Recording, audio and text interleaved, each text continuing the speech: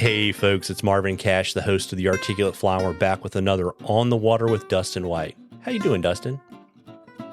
Marvin, do good. I just got off the water, walked in the front door, poured myself a tasty beverage, and I'm here chatting with you. Yeah, and you even had time to pet the bunny.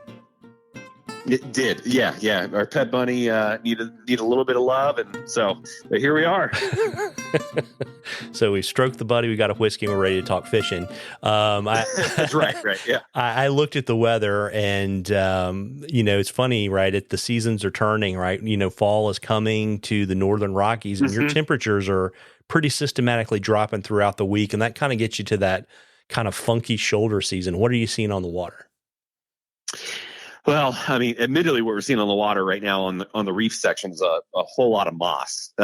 So a lot of that moss, because water has been held back throughout the summer, with the amount of rain we've had and them holding water back so that we didn't have flooding downstream, that permitted a lot more vegetation to be growing.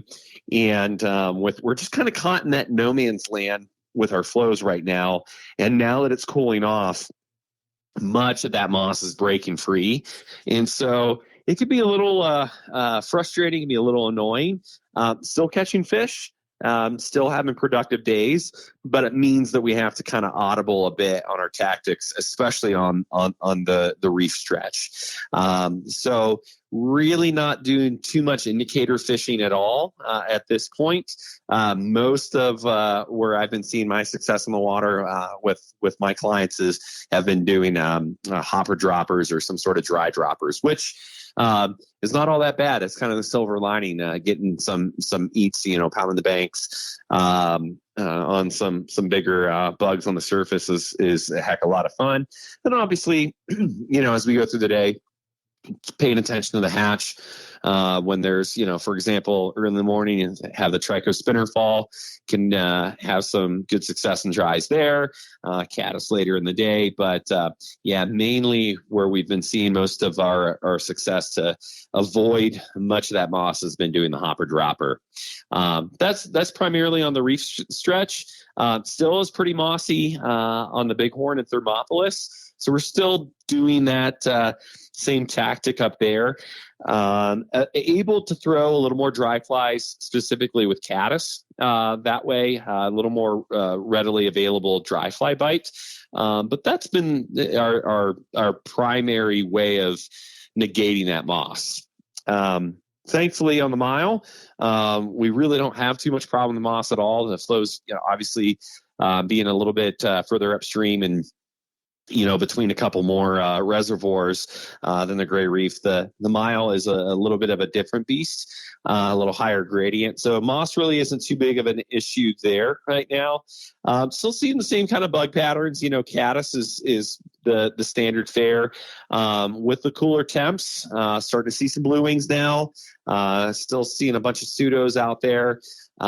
Saw a few tricos a bit throughout the morning, but really, it's starting to cool off, and it's kind of switching gears there. Streamer fishing on the mile can be productive as well at this time. So if folks are wanting to get out and throw streamers, this is a great time to get out in the water and give it a whirl.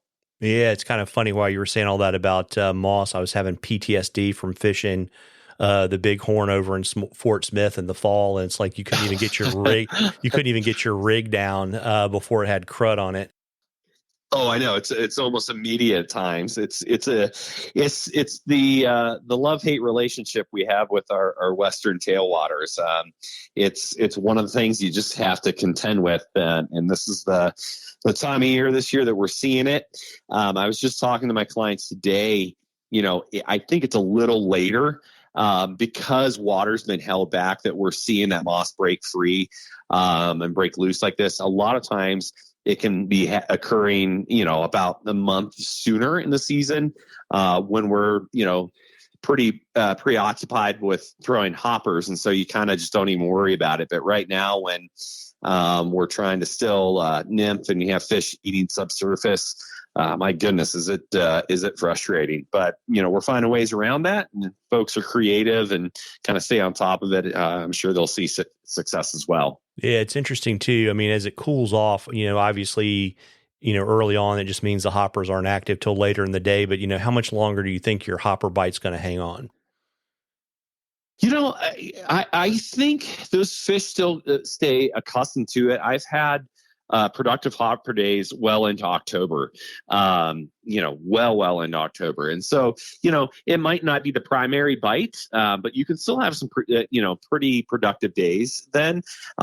These fish are still opportunistic. And the nice thing is, as we get in October and you get, larger caddis that those fish are accustomed to seeing, they'll still take, really, really large bugs, hoppers included. They get a little less picky. And so, even that time of year might not be throwing a classic, hopper pattern, but, be throwing, chubby Chernobyls or PMXs or, something along those lines that are still in that same ballpark and with the same tactic of, airing out a little bit of a longer cast and kind of pounding that bank and seeing some good success there. Yeah, it's interesting too, right? Because I know you're going to wait for things to cool off a little bit at the Ugly Bug, but you guys are going to start to ramp up your cast and blast program too, right?